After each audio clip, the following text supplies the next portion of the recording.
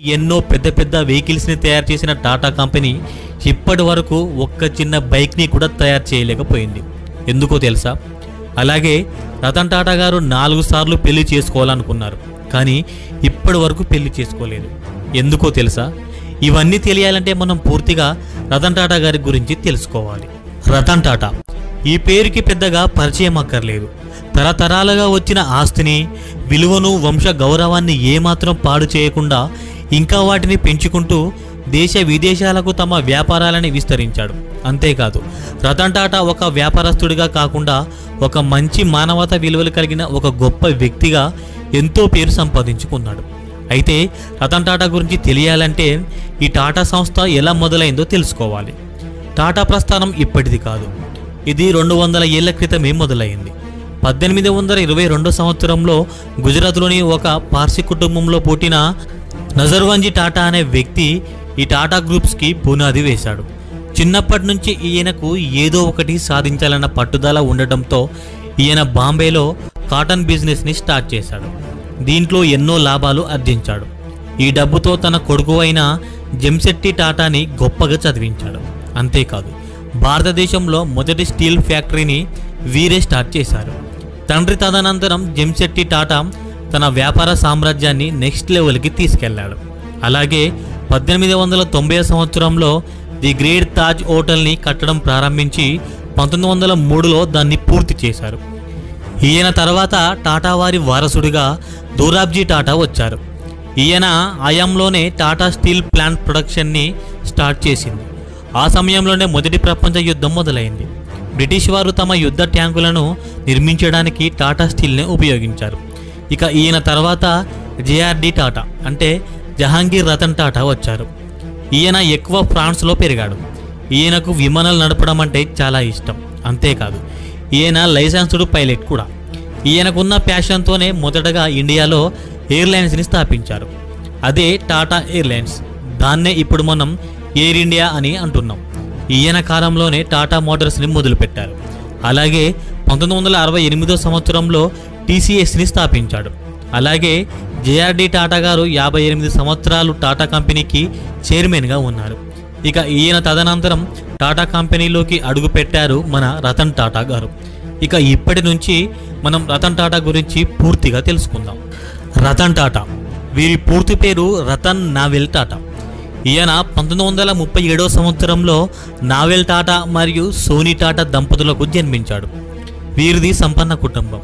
అయినా రతన్ టాటా దంపతులు రతన్ టాటా 10 ఏళ్ల వయసులోనే విడిపోయారు. దీంతో చిన్న వయసులోనే వీరికి ఎదురు దెబ్బ తగిలింది. ఆ తర్వాత ఆయన వాళ్ళ నానమ్మ దగ్గర ముంబైలో పెరిగారు. ముంబైలోనే తన చదువుని పూర్తి చేసుకున్నాడు. ఆ తర్వాత పై చదువుల కొరకు న్యూయార్క్ వెళ్ళి కార్నెల్ యూనివర్సిటీలో డిగ్రీ పట్టా పొందాడు. ఆ తర్వాత ఇండియాకు తిరిగి వచ్చి టాటా స్టీల్ కంపెనీలో ఒక సాధారణ ఉద్యోగిగా చేరాడు. మామూలు కింది స్థాయి ఉద్యోగులతో కలిసి పనిచేశాడు. ఆ తర్వాత టాటా సంస్థలోని పలు కంపెనీల్లో వర్క్ చేస్తూ 1991 సంవత్సరంలో జేఆర్డి టాటా చేతుల మీదుగా టాటా గ్రూప్స్కి చైర్మన్గా బాధ్యతలు చేపట్టాడు. ఇక ఇప్పటి నుంచి టాటా సంస్థల యొక్క భవిష్యత్తు మారడం మొదలైంది. మొదటగా ఆయన కంపెనీలో ఎంప్లాయీస్కి ఒక రిటైర్మెంట్ వయసును నిర్ణయించి సీనియర్లందరికీ పదవి విరమణ ఇచ్చారు. ఆ స్థానంలోనే కొత్త వారిని తీసుకున్నాడు. ఇక ఈ ఒక్క నిర్ణయంతోనే టాటా గ్రూప్స్ యొక్క ఆదాయం 40% పెరిగింది.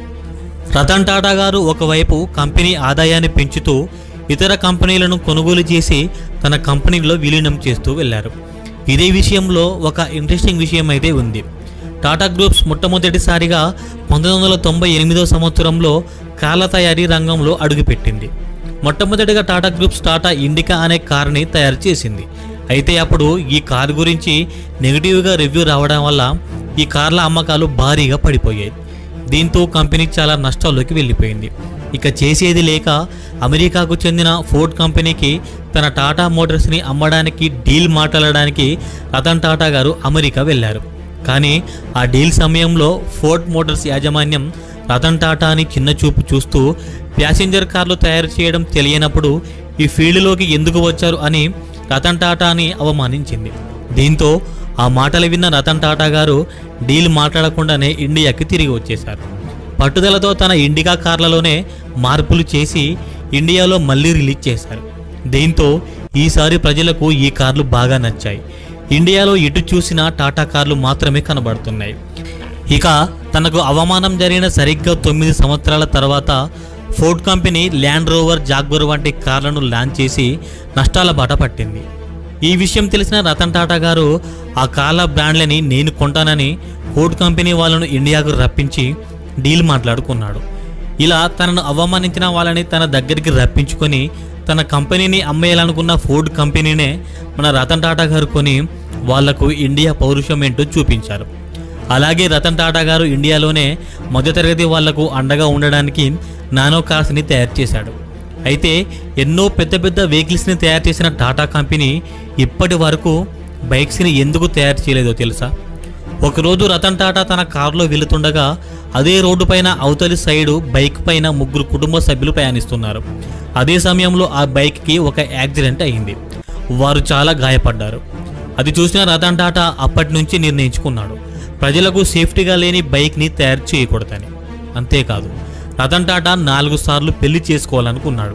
కానీ చేసుకోవాలనుకున్న ప్రతిసారి ఏదో ఒక ఆటంకంతో ఆ పెళ్లి జరిగేది కాదు. అమెరికాలో టాటా ఒక అమ్మాయిని ప్రేమించాడు. కానీ ఆ ప్రేమను ఇండో చైనీస్ యుద్ధం వల్ల వదులుకోవాల్సి వచ్చింది. ఇలా 4 సార్లు ఏదో ఒక ఆటంకం జరిగింది. ఆ తర్వాత రతన్ టాటా పూర్తిగా పెళ్లిని మర్చిపోయి అమెరికాలో సెటిల్ అయినట్టు తెలిపాడు. ఇంకా రతన్ టాటా గారు భారతదేశంలో ఎన్నో వ్యాపారాలు స్థాపించాడు. మనం ఇంట్లో వాడుకునే సాల్ట్ నుంచి వేసుకునే బట్టల వరకు ప్రతిదీ టాటా కంపెనీ ప్రొడక్టే ఉంటాయి. ఇలా ఎన్నో వ్యాపారాలు, ఎన్నో లక్షల కోట్లు సంపాదించాడు రతన్ టాటా గారు. కానీ ఒక్కసారి కూడా అత్యంత ధనికుల లిస్టులో రతన్ టాటా గారి పేరు ఉండదు. ఎందుకంటే అతను సంపాదించే ఆదాయంలో 40% విరాళాల రూపంలోనే వెళుతుంది. ఎన్నో సేవా కార్యక్రమాలు, మరెన్నో మంచి పనులు చేసి రతన్ టాటా గారు సామాన్య ప్రజలకు కూడా అందుబాటులోనే ఉండేవాడు. అందుకే భారత ప్రభుత్వం రతన్ టాటా గారిని పద్మశ్రీ మరియు పద్మ విభూషణ్తో సత్కరించింది. అందుకే భారత ప్రజలకు రతన్ టాటా గారంటే ఎంతో గౌరవం, మరెంతో ప్రేమను చూపిస్తారు.